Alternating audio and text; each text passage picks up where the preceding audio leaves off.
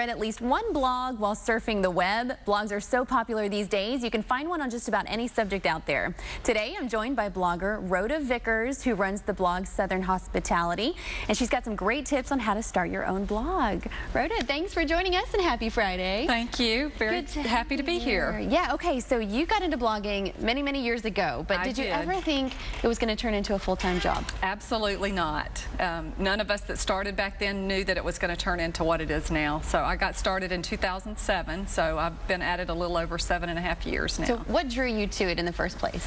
Well, I got online ages ago when the internet was first starting out, and I hung out on decorating boards talking about decorating and home improvement and all that. So that's always been a passion of mine. So the blogging just was a natural outlet from that point. Right, and this was pretty amazing when I was reading about this. You have more than 135,000 followers on Facebook and about 500,000 page views on your blog each month.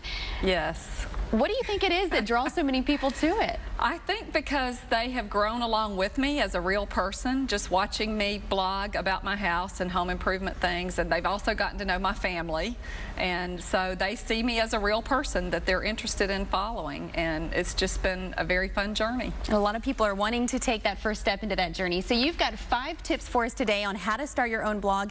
First one is research and get started. What do you mean by that? Well, there are free blogger platforms out there, like Blogger, which is part of Google, is free, and that's how most of us got started, on a free Blogspot blog. So that's an easy way to get started if you just want to get started as a hobby. You don't know if you want to blog or not, but that's a free platform, so that's the easiest way to get started, is just doing it for free. And tip 2 is don't give up your day job.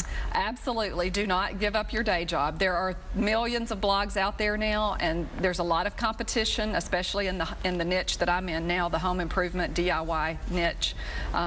There's just a lot of competition, so lots of people are jumping in.